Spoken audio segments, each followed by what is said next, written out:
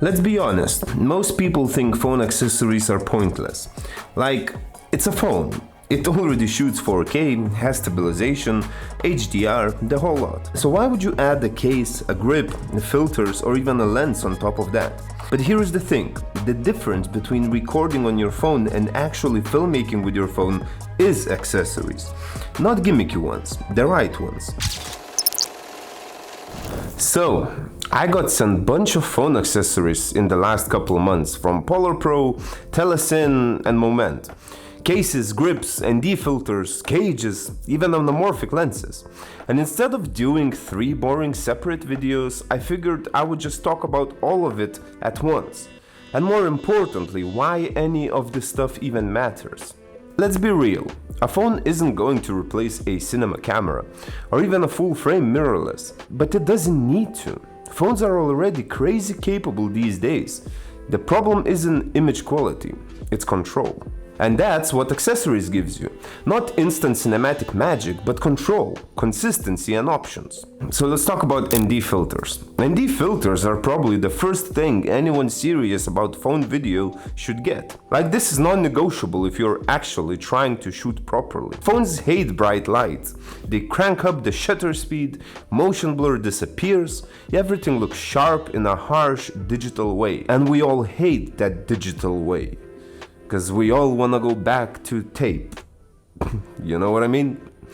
Like, we now all want our videos to look cinematic, shot on roll, all the good stuff, you know, Hollywood 90s, 80s. So a variable ND filter fixes that. You can lock your shutter speed, keep motion natural, actually control exposure. PolarPro sent me their Light Chaser 17 kit with the VND.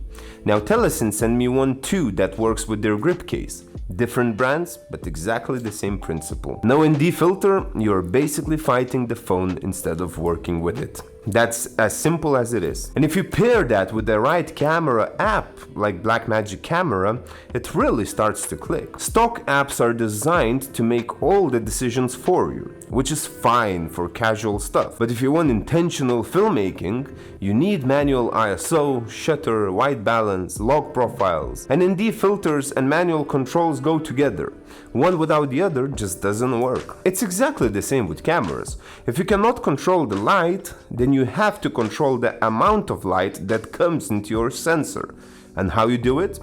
By tinting your lens, or otherwise putting ND filter on. Okay, what's next? Let's talk about grips. And this one is one of those things that sounds unnecessary until you actually hold one. Phones are thin, slippery and awkward, especially for video. A grip instantly improves your confidence, stability and comfort.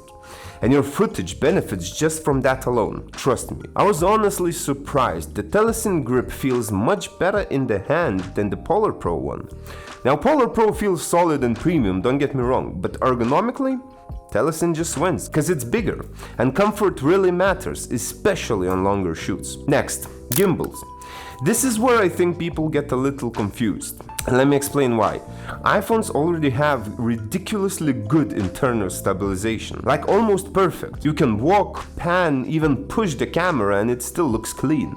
So for a lot of handheld stuff, a gimbal isn't necessary. Now, I had all sorts of phone gimbals in my time.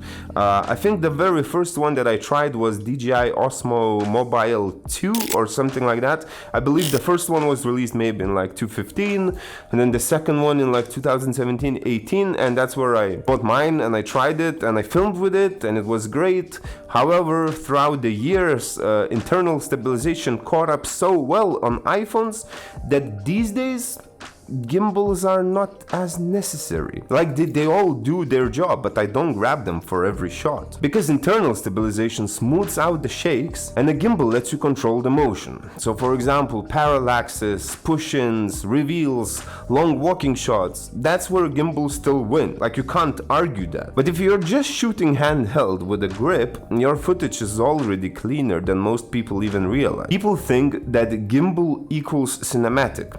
And it doesn't. bad movement on a gimbal is still bad movement. For me, gimbals are situational. I use them when the shot needs controlled, deliberate motion.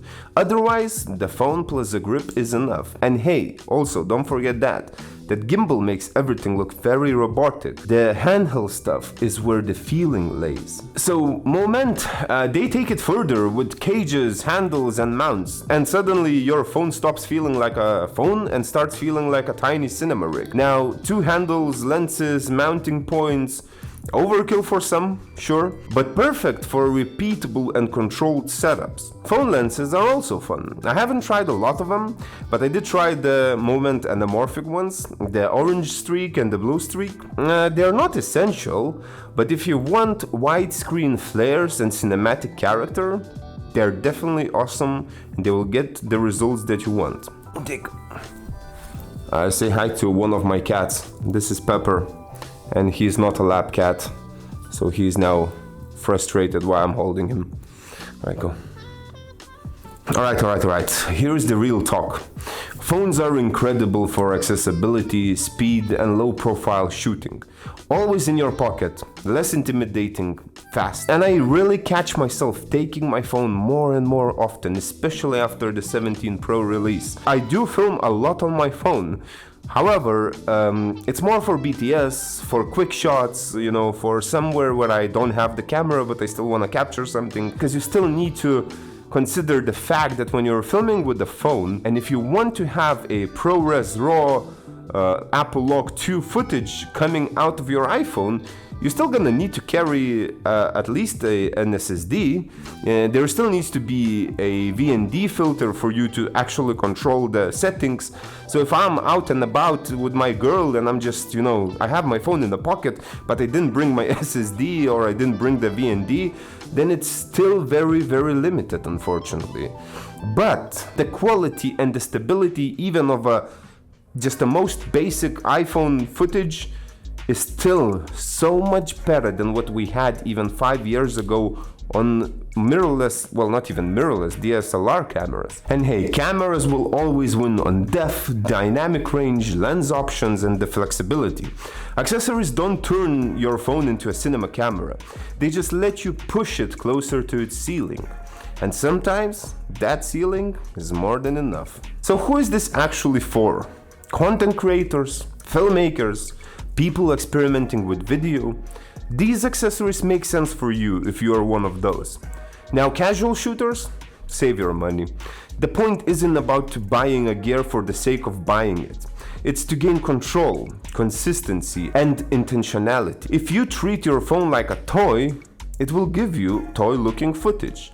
If you treat it like a camera, with the right tools, it can genuinely surprise you. And that's why this stuff matters, why I wanted to put it all together, and why it's more about the mindset than any single piece of gear. But hey, if you want, I can do deeper breakdowns on each brand or even compare phone setups directly against proper cinema rigs.